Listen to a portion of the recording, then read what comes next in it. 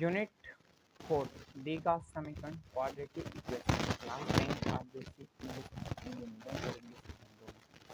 देखो बेटा दी का समीकरण ऐसी होती है जिसको a x square plus B x plus c की फॉर्म में लिखा जाता है, उस समीकरण को दी का समीकरण कहते हैं, जहाँ ए की वैल्यू कभी भी जीरो नहीं हो सकती।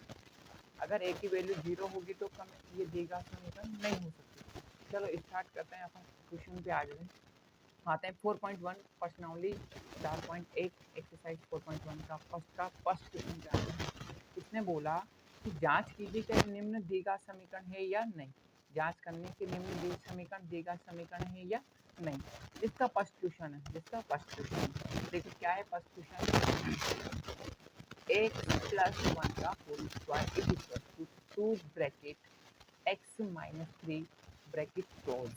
देखो a प्लस बी का होल स्क्वायर क्या होता है, a square plus 2ab plus B square. तो यहाँ जो ब्रैकेट के अंदर x है उसकी वैल्यू होगी x a की वैल्यू होगी, जो ब्रैकेट के अंदर 1 है वो किसकी वैल्यू b की वैल्यू होगी। तो क्या होगा a का स्क्वायर मतलब x का स्क्वायर। फिर आता है 2ab, तो 2 को x से किया तो 2x, 2x को 1 से किया तो 2x प्लस b का स्क्वायर 1। देखो 2 को x से किया तो क्या होता है 2x, 2 को 3 से किया तो 6। अब ब्रेक जो राइट हैंड साइड की तरफ इन सबको उठा के कहाँ पे लेके जा रहे हैं, लेफ्ट हैंड साइड की ओर। तो क्या होगा देखो एक्स स्क्वायर 2x प्लस 1, ये प्लस का था इधर आके माइनस का होगा तो ये दोनों कैंसिल आउट हो गया, और ये माइनस का है तो इधर आके प्लस का हो गया। तो 6 और 1 कितना होता है 7 होता है। तो X square plus 1 is equal to 0। ये इसकी फॉर्म इस वाली फॉर्म में लिखी हुई है समीकरण a x square plus B x plus c की फॉर्म में। तो इस समीकरण को कौन सा समीकरण कहते हैं, दी का समीकरण कहते हैं। इसके बाद इसी का सेकंड क्वेश्चन है। सेकंड क्वेश्चन क्या है, X square minus 2x is equal to minus के 2 ब्रैकेट 3 माइनस एक्स। देखो ये तो सेम एज इट इज का एज इट इज, इक्वल का साइन है इक्वल का साइन। -2 को 3 से मल्टीप्लाई किया तो -6, और 2 माइनस माइनस को मल्टीप्लाई किया तो प्लस, 2 को x से किया तो 2x। देखो एक्स स्क्वायर अपनी जगह पर सेम का सेम, 2x माइनस का, ये प्लस का है इधर आके किसका हो जाएगा माइनस का हो जाएगा। इधर ये माइनस का है तो इधर आके किसका हो जाएगा प्लस का हो जाएगा। तो उसके बाद में क्या किया अपन को, माइनस माइनस एड होता है लेकिन साइन माइनस का रहता है। तो देखो x square minus 4x plus 1 plus 4x plus 6 is equal to 0। ये भी x square plus B x plus c की फॉर्म में है क्या। तो ये समीकरण कौन सी समीकरण है, दी का समीकरण। आई होप आपको समझ में आ रहा होगा। तो इसी के साथ अपन थर्ड वाला क्वेश्चन लेते हैं। Bracket 2x minus 1 bracket close, फिर bracket start x minus 3 is equal to x plus 5 bracket close x minus 1। देखो ब्रैकेट के बाद में क्या मल्टीप्लाई होगा, जैसे 2x को कैच किया, 2x को अपनी हो रहा था तो 2x से तो पहले ये पूरा ब्रैकेट मल्टीप्लाई होगा। 2x को x से किया तो 2x स्क्वायर, 2x को 3 से किया तो माइनस का 6x। अब ये तो हो गया 2x का काम। अब किसका करेंगे, -1 का, -1 से मल्टीप्लाई करेंगे। -1 को x से किया तो -x, माइनस को माइनस से मल्टीप्लाई किया तो प्लस। ऐसे से हम इधर भी करेंगे वही इक्वेशन, x से पहले पूरे ब्रैकेट को मल्टीप्लाई किया, x को x से किया तो x स्क्वायर, x को -1 से किया तो माइनस का 1, 5 को x से किया तो 5x, माइनस प्लस को माइनस से किया तो माइनस। तो अब देखो प्लस के 5 माइनस का 1 तो कितना बचा 4 बचा। तो इधर ये 4 प्लस का बचा तो इधर आगे किसका हो जाएगा माइनस का हो जाएगा, माइनस का हो जाएगा। फिर इसके बाद देखो 2x स्क्वायर सेम का सेम, ये वाला प्लस का इधर आके माइनस का हो गया। देखो माइनस माइनस एड होता है लेकिन साइन माइनस का रहता है। माइनस के 6 और माइनस का 1 माइनस का माइनस के 7 हो गया। देखो ये प्लस का 3 है, ये इधर माइनस का है तो इधर आगे किसका हो जाएगा प्लस का हो जाएगा। इक्वल के साइन के जब नंबर्स को आगे पीछे करते हैं तो उनके साइन चेंज हो जाते हैं। जैसे तुमने पढ़ा होगा कि जैसे x की वैल्यू निकालते हैं, तो देखो x की वैल्यू कैसे निकालते हैं ध्यान से देखना। जैसे अपन ने लिया x की वैल्यू कैसे निकालते हैं ध्यान से देखिए थोड़ा सा। जैसे ले रहा हूँ मैं 2x plus 5 is equal to 0। अगर मैं यहाँ से x की वैल्यू निकालूंगा तो क्या होगा, 2x अपनी जगह पर, जो इधर प्लस का है तो इधर आगे किसका हो जाता है माइनस का हो जाता है। अगर मैं यहाँ से x की वैल्यू निकालूंगा तो ये माइनस अपनी जगह पर और 2 का डिवाइड हो जाता है, तो यहाँ से x की वैल्यू निकल के अपने पास आ जाती है। तो आई होप आपको समझ में आया होगा कि एक्स की वैल्यू कैसे निकालते हैं। ये तो हुआ इसका काम। इसके बाद अपन आगे बढ़ते हैं क्वेश्चन को लेकर आपको दिख रहा होगा कि x माइनस 3 ब्रैकेट क्लोज, फिर bracket start 2x plus 1 is equal to x bracket start x plus 5। देखो क्या होगा बेटा, ध्यान से देखना, थोड़ा सा बहुत इजी है, ध्यान से देखोगे तो।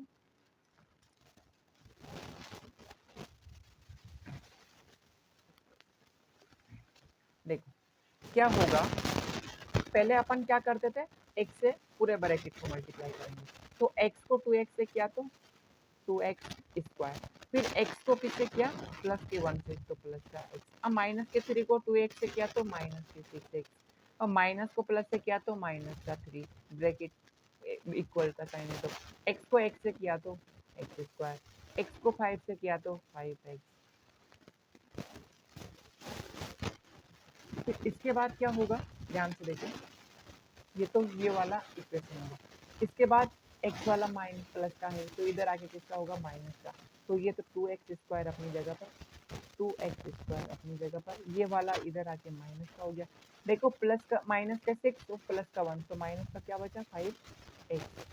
सेम का सेम, प्लस माइनस माइनस होता है, लेकिन साइन जिसका बड़ा रहता है उसी का साइन लग जाता है।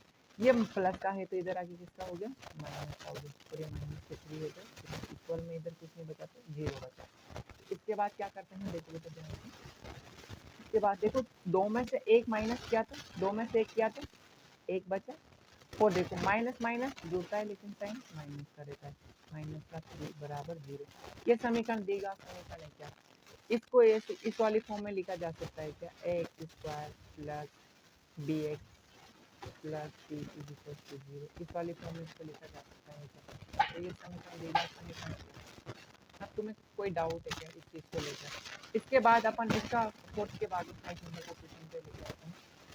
चलो सेकंड क्वेश्चन है इसी का, वो तो फर्स्ट के 4 पार्ट थे तो मैंने थोड़ा कंप्लीट करवा दिया। अब इसके बाद में सेकंड पार्ट है, सेकंड मतलब सेकंड क्वेश्चन है कि निम्न दी गई समीकरण को समीकरण के रूप में निरूपित करना। अब इसमें हिंदी में दे रखा है, अपन इसको क्या बताना है, इसको दी गई समीकरण के रूप में इसको क्या करना है, निरूपित करना है। ध्यान से देखो बेटा क्या बोला इसमें कि एक आयताकार भूखंड का क्षेत्रफल 528 मीटर स्क्वायर है। क्षेत्रफल किसमें होता है, मीटर में होता है, अगर सेंटीमीटर होता है तो सेंटीमीटर स्क्वायर में होता है, अगर आयतन है तो क्यूब में होता है। तो क्षेत्र की लंबाई चौड़ाई के दुगने से कितनी अधिक है, एक अधिक, इससे चौड़ाई के दुगने से लंबाई कितनी, दो गुने से एक अधिक है। तो अपन क्या मानेंगे, तो माना कि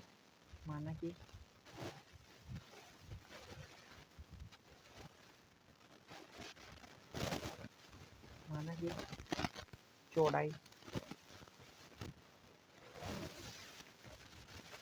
क्या है, x में, तो इसकी लंबाई क्या होगी, लंबाई उसने बोली कि चौड़ाई लंबाई क्या है इसकी, चौड़ाई के दुगने से एक अधिक है, तो इसका 2 गुना और उससे कितना, एक अधिक है, कितना, मीटर। अब उन्होंने देखो, अब आयत का अपन को क्या निकालना है, इसका क्षेत्रफल दे रखा है, तो क्षेत्रफल का अपन फॉर्मूला लगाएंगे, तो आयत का आयताकार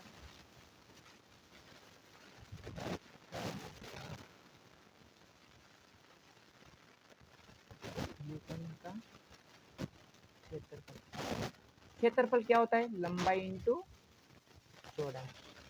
अब क्षेत्रफल की जगह क्षेत्रफल रख देंगे, क्षेत्रफल कितना दे रखा है, 528 मीटर इज इक्वल टू है, तो लंबाई कितनी है, x मीटर, चौड़ाई कितनी है, 2x प्लस 1 मीटर, मीटर से मीटर कैंसिल, चलो मीटर से 1 ऐसे कैंसिल आउट भी हो सकता है, बट नहीं करते क्योंकि ये इसका क्या है, यूनिट है, यूनिट हमेशा कैंसिल नहीं होता, ध्यान रखना है इस चीज़ का, यूनिट हमेशा कैंसिल नहीं होता।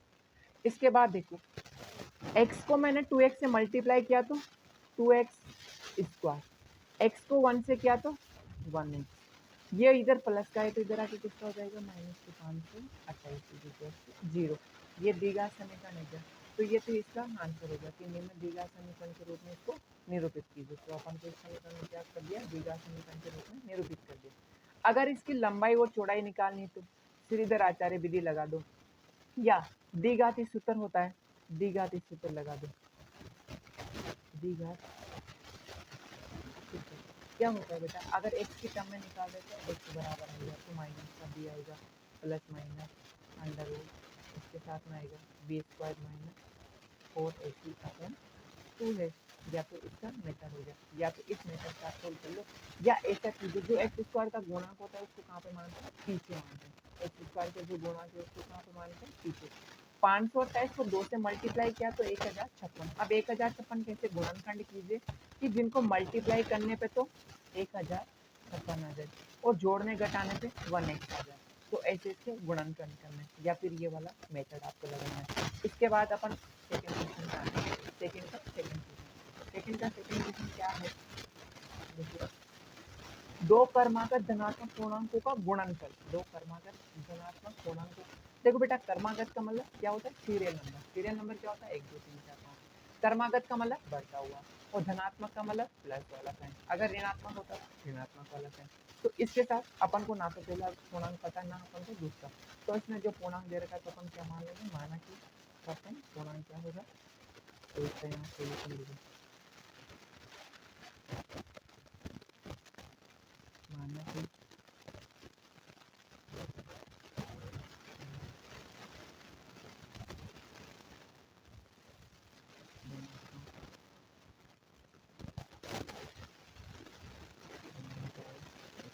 तो दूसरा क्या होगा, कर्मागत का मतलब बढ़ता हुआ, तो बढ़ता हुआ। धनात्मक का मतलब प्लस का साइन। अब इन दोनों का गुणनफल अकॉर्डिंग टू पठनांक का क्या होगा, पठनांक का इसने बोला कि इन दोनों का गुणनफल, इन दोनों का गुणनफल, इन दोनों का गुणनफल कितना है, 306। तो इसका और इसका गुणनफल किसके बराबर हो जाएगा, 306 के बराबर हो जाएगा। कितना है, 306। अब देखो बेटा ये तो वही बात होगी, इक्वेशन को सोल्व करना। एक्स को एक्स से किया तो एक्स स्क्वायर, एक्स को 1 से किया तो 1x, ये माइनस से इधर आ जाएगा तो प्लस से इधर आके माइनस। ये द्विघाती समीकरण है क्या, इसने ये द्विघाती समीकरण को द्विघात समीकरण ज्ञात कीजिए, बट इसने ये भी पूछा कि इसकी पूर्णांक ज्ञात कीजिए।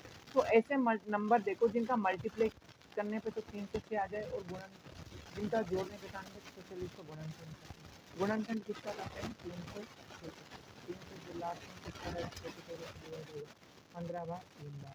अब 3 की टेबल से 5 बार 1 बार, 3 कितने हो करते हैं, इसके 3 अंदर 3 2 बचा 21 17 का 1 है। देखो 2 को 3 से क्या तो 6, 6 को 3 से क्या तो 18। अब 18 देखो 18x square, 18x minus 17x minus 306, ये क्या होगा, एक स्क्वायर।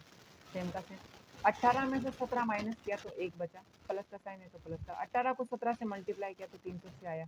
अब देखो प्लस को माइनस से मल्टीप्लाई किया तो माइनस आता है। तो अब देखो यहाँ से क्या कॉमन आ रहा है बेटा, यहाँ से x कॉमन आ रहा है, तो मैंने यहाँ से कॉमन ले लिया, x कॉमन आ गया यहाँ से। तो यहाँ से मैंने x कॉमन लिया, तो यहाँ 2 पावर एक बार निकली तो 1 पावर बची, प्लस है तो प्लस, यहाँ x पावर निकल गई तो क्या बचा, ओनली 18 बचा। यहाँ माइनस माइनस कॉमन आ रहा है तो माइनस का कॉमन लिया, यहाँ से क्या बचा x, यहाँ से प्लस का 18 बराबर है 0। लेकिन ब्रैकेट में दोनों ब्रैकेट कॉमन आ रहे हैं तो यहाँ क्या बचा, x माइनस 17 बराबर है 0। तो देखो अब दोनों ब्रैकेट को किसके बराबर कर देंगे बेटा, 0 के बराबर कर देंगे। तो x प्लस 18 बराबर 0 और x माइनस 18 बराबर 0। अब देखो माइनस का तो वो नहीं सकता क्योंकि क्या सोचो प्लस बराबर। अगर मैं यहाँ 17 रखता हूँ तो ये तो पहला धनात्मक 17, तो दूसरा 18 आ जाएगा। आई होप आपको ये समझ में आया होगा।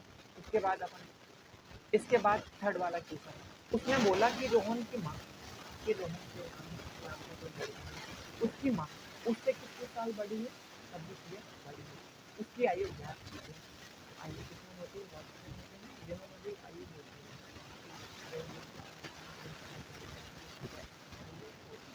अब उसके बाद उसने क्या पूछा कि इन दोनों का गुणनफल अब से 3 वर्ष पश्चात, गुणनफल कब करेंगे, 3 वर्ष के बाद में। जैसे मान लो रोहन अभी 1 साल का होगा तो उसके बाद, जैसे मैं अभी 1 साल का हूँ तो मेरी माँ मेरे से कितने साल बड़ी है, 26 साल बड़ी है। तो मैं 3 साल बाद हूँगा तो मैं भी 3 साल का बढ़ूंगा तो मेरी माँ भी मेरे से 3 साल बड़ी हो जाएगी। तो माना कि मैंने रोहन की माँ की आयु कितनी मान लेता, मैंने x मान ली, और उसकी माँ की कितनी होगी, 26 साल बड़ी है तो x प्लस। अब 3 साल बाद तो रोहन भी 3 साल का बड़ा हुए होगा, और रोहन की माँ तो x प्लस 26 तो है ही सही, प्लस 3 साल उसमें ऐड कर दिया, तो ये कितना हो गया x प्लस 29, 26 अब देखो उसने बोला कि इनका गुणनफल किसके बराबर है, 360 के बराबर है। तो इन दोनों का अपन ने क्या कर दिया, गुणनफल कर दिया। तो x प्लस 3 देखो बेटा x है, x को मल्टीप्लाई करते हैं, x को 29 से मल्टीप्लाई करते हैं। देखो 29x और 33x और 32x, 3 को 29 से किया तो 87। अब ये देखो इधर तो लिखा है कि इधर आगे कितना हो जाएगा, इधर जिसमें देखो तो बराबर में 0 होगा। देखो बेटा क्या होगा, ध्यान से देखो, एक्स स्क्वायर प्लस 32 तो कितना बचा 273। अब देखो बेटा इसके ऐसे गुणनखंड करने की, मल्टीप्लाई करने पे तो 273 आ जाए, और गुणन प्लस और माइनस करने पे 32x आ जाए। तो देखो बेटा क्या करेंगे अपन 273 का गुणनखंड निकालेंगे। 273 का गुणनखंड क्या होता है, चलो अपन 273 का गुणनखंड निकालते हैं।